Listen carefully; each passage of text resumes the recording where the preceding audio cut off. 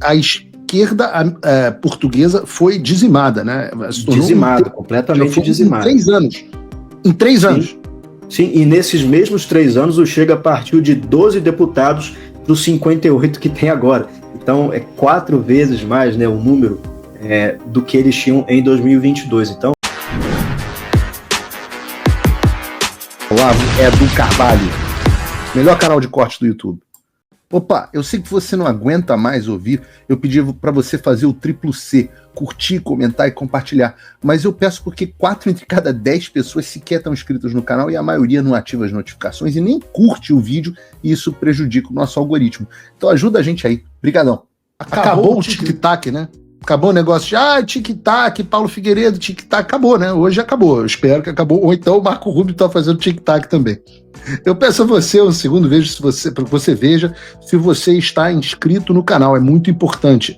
O Paulo Figueiredo Show é transmitido por vários canais, o canal do Fio Diário, o canal da TV Flórida, o canal do Paulo Figueiredo Oficial, que segue bloqueado no Brasil por ordem do ditador Moraes, mas tem o canal do Paulo Figueiredo Show, que está crescendo muito, e eu peço a você que veja se está inscrito. É Paulo Figueiredo Show, é o canal que passa o programa. E óbvio, vários outros canais têm autorização para retransmitir o programa, como uma forma da gente fugir da censura.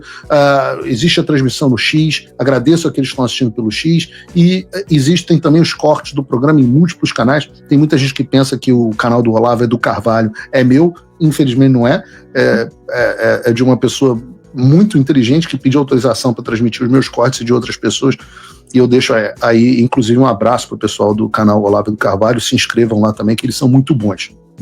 Mas nada disso é necessário, essa preocupação, se você tiver uma VPN, que é uma forma de você acessar conteúdos exclusivos e ao mesmo tempo se proteger o seu computador de não só dos jagunços da Polícia Federal, da Gestapo do Alexandre, mas também de hackers que podem querer as suas informações ou até os provedores de conteúdo vendendo os seus dados. Então, eu recomendo o Proton VPN, tem um link aqui da descrição, eles são parceiros, é baratinho e existe uma versão gratuita do Proton VPN.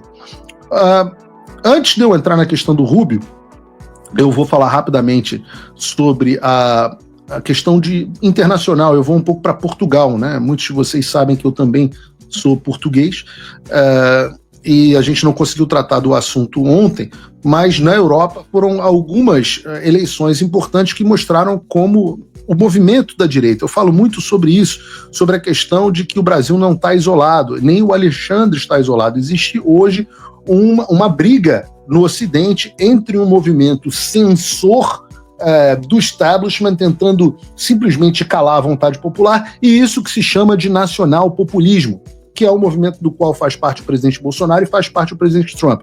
Mas Paulo, eu não quero saber da eleição de Portugal. É por isso que você acaba sendo surpreendido pelos fatos, porque você não analisa o cenário global. Eu sempre brinco, as pessoas estão vendo que a casa delas está sem luz e estão achando que se trocar o disjuntor vai resolver o problema, se trocar o fusível vai resolver o problema. Quando, na verdade, você está vendo que está a rua inteira sem luz, às vezes a cidade inteira. Então, se você tem o diagnóstico errado e você não sabe o que está acontecendo no mundo, você não vai entender o que está acontecendo no Brasil e não vai conseguir resolver o problema. Ninguém consegue resolver um problema que diagnosticou de forma equivocada.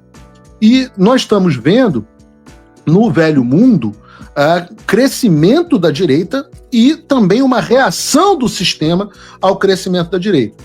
E para isso, para falar desse assunto, eu queria chamar aqui rapidamente o editor-chefe do Paulo Figueiredo Show, João Gabriel. João, fala um segundo, por favor, seja bem-vindo mais uma vez ao Paulo Figueiredo Show. Eu queria que você reportasse aqui para as pessoas sobre o que aconteceu, quais foram os desdobramentos da Europa nesse momento recente. Perfeito. Boa tarde, Paulo. Boa tarde, pessoal da audiência. Bom, Portugal tem duas forças políticas que são majoritárias. O primeiro delas é a Aliança Democrática e o segundo, o Partido Socialista. Só que, como a gente vai ver aqui, uma terceira força vem surgindo, que é o Partido Chega, representando exatamente isso que você falou, da direita populista. O Partido Aliança Democrática, essa força política, teve 32,7% dos votos e fez a maior bancada do parlamento português, com 89 deputados. O Partido Socialista, que há 3 anos era o maior partido, teve 58 assentos e chegou aí empatado com o Chega.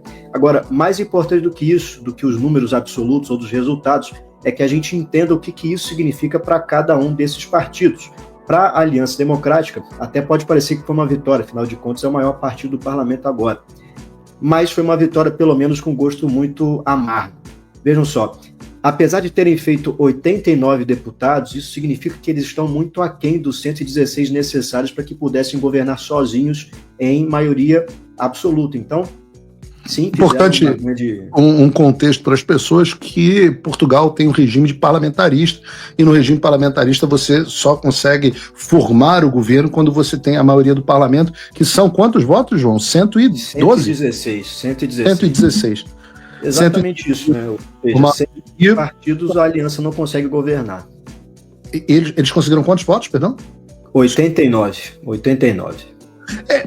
O pessoal brinca que eles são um pouco de uma espécie de PSDB de Portugal, né? É, uma direita mais tradicional, né? Ainda mais quando a gente fala em direita europeia, a gente vê isso em quase todos os países. No Reino Unido, a mesma coisa com o Partido Conservador e com o partido do Nigel Farage, por exemplo.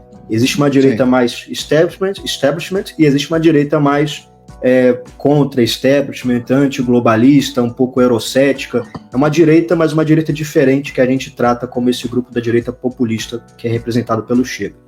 Como nos Estados Unidos, o Donald Trump era uma ala do Partido Republicano diferente da ala que faziam parte nomes como Mitt Romney, ou o próprio John McCain e outras pessoas do tipo, né? E o próprio presidente Bolsonaro, quando chegou no Brasil, inaugurou uma direita muito diferente daquilo que se tinha ideia como direita, de um próprio PFL, né? de um Democratas, que fazia a linha de direita no Brasil. Mas prossiga, João. Não, exatamente isso. O grande contexto dessa eleição, como eu falei, não são os números absolutos, mas o que o contexto representa. O Partido Socialista, por exemplo, teve o seu pior resultado em 3 décadas. Então, o Partido Socialista, que há meros 3 anos era a maior força política, hoje foi praticamente dizimado e está empatando para ser a terceira força política junto do Chega. Já para o Chega e para a direita populista... Ou seja, só para ilustrar aqui, a esquerda portuguesa foi dizimada, né? Dizimada, completamente dizimada. Em 3 anos. Sim, e nesses mesmos 3 anos o Chega partiu de 12 deputados para os 58 que tem agora. Então é 4 vezes mais, né, o número do que eles tinham em 2022. Então a direita portuguesa vem crescendo de maneira avassaladora, mas ao mesmo tempo acordando para essa subdivisão que existe dentro do campo da direita. Assim como você citou o exemplo do Brasil, em uma direita mais establishment, mais Ronaldo Caiado, ou uma direita mais Bolsonaro, mais voltado para a pauta antiglobalista ou até mesmo nacionalista. Fala pessoal, tá gostando desse vídeo? Não esqueça de deixar o seu like e se inscrever no canal Olavo Edu Carvalho para receber notícias quentíssimas todos os dias. Isso ajuda demais o nosso trabalho e o YouTube irá recomendar para mais pessoas. Eu tive o prazer de estar algumas vezes com o André Ventura, que é o presidente do Chega, né? Acho que o cargo dele é presidente do Chega. Eu tive com ele, ele gosta muito, ele tem muito carinho pelo Eduardo Bolsonaro. Então, teve última vez que eu estava em Washington, inclusive na posse do Trump, eu estava em Washington, não a última vez que eu estive em Washington, mas eu estive em Washington na posse do Trump, numa mesa maravilhosa, onde a gente tinha Eduardo Bolsonaro, o André Ventura, e tinha também o Santiago Abascal do Vox da Espanha, né? Que faz a direita da Espanha. Então era assim, era um momento, estava todo mundo sentado ali, eu falei, pô, essa é a direita raiz do mundo. Existe alguma ideia, João, se o Chega vai formar governo com o PSD dessa vez? Porque da última vez já havia uma expectativa do Chega fazer parte do governo, mas o PSD resolveu fazer aliança com os socialistas, até que uma hora o país ficou ingovernável, o que provocou essas novas eleições. O que deve acontecer? Você tem ideia, não? Sim, nesse sentido não muda muita coisa, porque o pessoal da Aliança Democrática não tem interesse em formar um governo com o Chega. Isso era uma pauta que já era existente antes de se saber o resultado eleitoral, mas ao mesmo tempo existe um espaço aí para o Chega crescer enquanto uma oposição que não é tão oposição.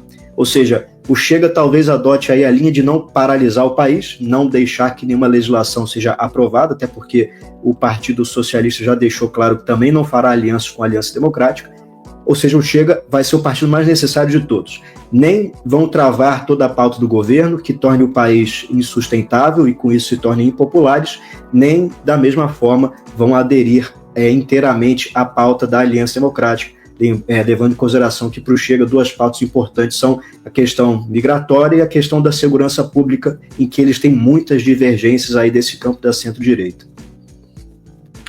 Muito bom. Você quer falar rapidamente sobre a Romênia, João? Sim, gostaria, porque eu acho até uma eleição muito mais importante do que a eleição portuguesa. Sintetizando aqui de maneira bem rápida, a gente começa em 2024, quando existiram eleições presidenciais na Romênia, mas essas eleições foram anuladas, chutem aí por quem? Pelo Poder Judiciário. E existia esse candidato, o Calin Georgescu, que era o candidato à direita e também o candidato favorito assim, para ganhar as eleições, inclusive ganhou as eleições do primeiro turno, foi para o segundo turno com uma vantagem considerável, mas com as eleições anuladas, ele decide concorrer novamente e é informado pelo TSE, digamos assim, da Romênia, que ele não poderia fazê-lo porque ele não estava alinhado com a plataforma democrática ou com os ideais democráticos da Constituição. Democraticamente, um tribunal tirou o candidato favorito em nome da democracia, né? Não sei se isso lembra um pouco do Brasil, não sei se isso traz alguma lembrança ao Alexandre de Moraes. Mas aí o Georgescu escolheu um candidato para o substituir, que foi o Jorge Simion, e o Jorge Simion, de fato, foi o candidato escolhido para as eleições de 2025. No entanto, no último final de semana, Simion foi derrotado pelo prefeito da capital, Bucareste, Nicolas Urdan, por mais de 6 pontos. E aqui entra um ponto interessantíssimo, não queria deixar de falar sobre isso. Eu falei com uma fonte que estava dentro da apuração da campanha das eleições com o Jorge Simion, e ele disse que houve uma forte interferência estrangeira nas eleições de 2025. Vou até ler, fazer igual a Dani Lima aqui, né? Tomar licença para ler exatamente o que a minha fonte Você está com o WhatsApp do ministro, é isso? Sim, dele e desse advogado que o acompanhou, né?